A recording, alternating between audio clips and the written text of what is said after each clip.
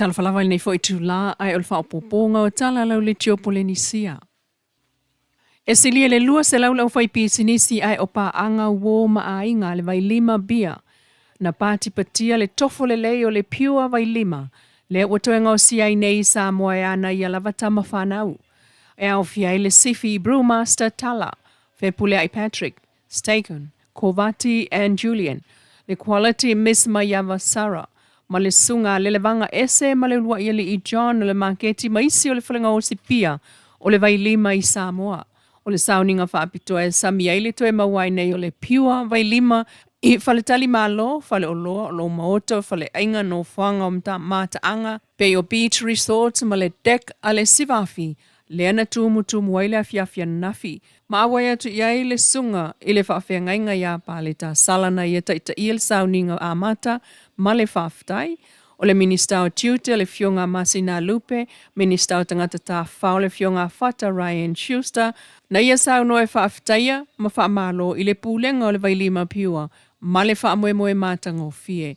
O le fionga Afoa Charlie ma Petrus va ai, ua toe au maia le ngau singa o le vailima i Samoa, ma ia whaawawai pea, ona tū ma tila mai le vailima o se tasio mita ngau Samoa. O le piua na amata whaatala noa mai le vailima tuaina iai le luafes furulua. Ina ia ngau sia se draft pia a Samoa lava ia e tofo le lei mai longo fia i Samoa. Lea ua iai le a fiafi whaailonga ina ona o le sao le au whaingaruenga o ta uailunga. Ai sa whaapena fo e na alo ia le sao e whaapaanga ma le Coca-Cola le Euro-Pacific Partners e ala i le Samoa Breweries Limited i le langolangoina o le toe ngau sia o le piua. Ai toi whaafo i maia leo le brand vai lima i Samoa. O le piua lava ia ua ngau sia whaapitoa lava mo tangata wa maasani i le tofo e pāleni ma le taimi ai o le felesi. Mai o le toi fo i mai o le vai lima i Samoa o le mitanga whaawau o le taste po le tofo le nā o Samoa. Le piua vai lima piua a Samoa.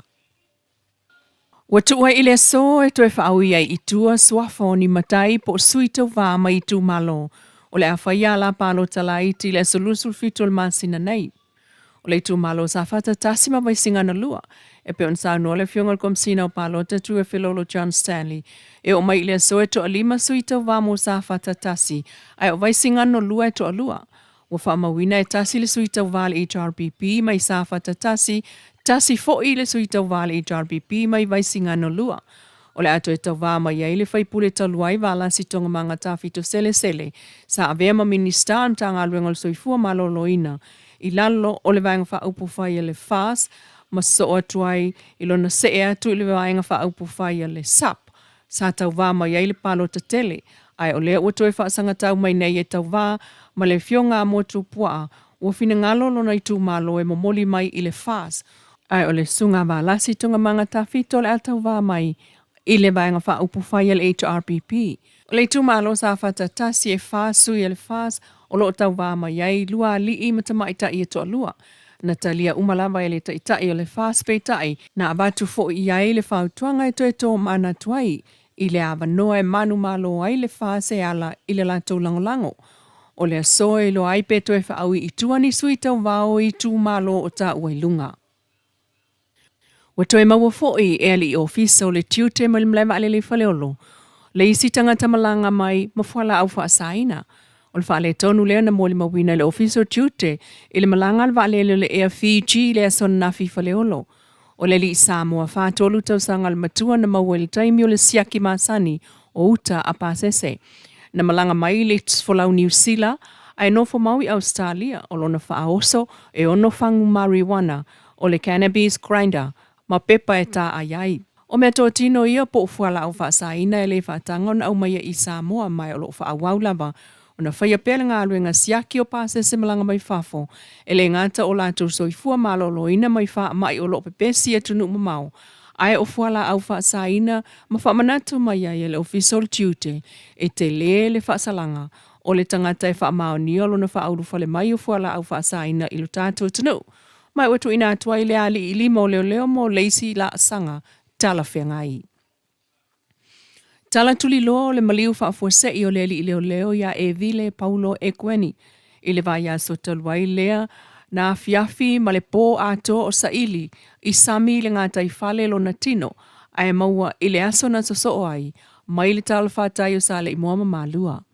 Ona na fin tātou o tua i le ofisa o le vaa o le ngā taifale o le nā whanua e ngā lue ai pe sa ngā lue ai le li iwa maliu le sunga e vile. Ma tātou mōli mawina ai le vaa pau sa o ai e vile ma isi leo leo e whaataitai.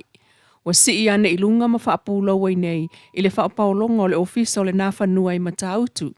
O le whaapau lea na o ai e vile ma isi leo leo e toa lua na sao mai e whaataitai e pe ona tā ua e le tasi o leo leo sinia ina ua tātou whesilingia i le taimina tupu e le wha le tonu. Peitai, e ese umalava whaamtalanga o le maliu o le li leo leo, o le vaa leo leo le ngā taifale le sunga e vile, mai leo leo sa whesilingia. I le whaamtalanga whaalawa i tele mali komisina o leo leo o tā uai o le vaa na alue whaila na pekolo, po lana siaki i le ngā taifale. Na ia tau fo i le fionga i le minister mtanga aluenga o le palemia sunga la aule le mali e tō pola ta i vau ina ua whesilingia e le aisona si la fia i le malanga su e le vapa ule a leo leo ma e le ai fo ini ofu wha aoloa li i ofisa na whaia. Peitai, e le ima whai o na talanoa aloa ia le li i ofisa si ni o le nā whanua i mtautu ina ua tātou whesilingia ana nā file mafua anga wa whaapulo wa ile wa ailunga i talane o lo lātou ofisa. Ai nā ngia i lana tali wha sama noa. O le whainga lava ia o lātou pe ao i le sami. E le ini o lātou ofu wha ao lai whaia vanga nā ua wha le tonu le tau. Peita ei, na tala noa mai leisia li i leo malini sa sao whai. Malana tala. O le waala po ale nā, o le waala i titi leo na o ai. Il whaamtalanga le li ofisa sili o le fesa le sunga petone. No tātou whesilingia na o ai i le sa i linga i le fiafi o le aso mua na maua ne ai le vaa ma leo leo o soifua e to alua. O le vaa na sa e mawhao pe o na tā ua e le sunga petone. O tama sa whai ofu whaola. Ai o le tala na avatu i le ofisa fuimu na talai ese ofu whaola i lalo le vaa. Ia whai ngofi ai o na whi au sema i whafo ma le vaa. Peitai, na tā ua fo e petone na tele iwa ai ini ofu whaola i li taimi o le lātou sa i linga. O le maliwai o le li leo leo le ngā taifale ia e vile, o lo whaia pe ia iso enga a leo leo le mafua anga. Tala nao nei tūlama i lau le tio Polinisia.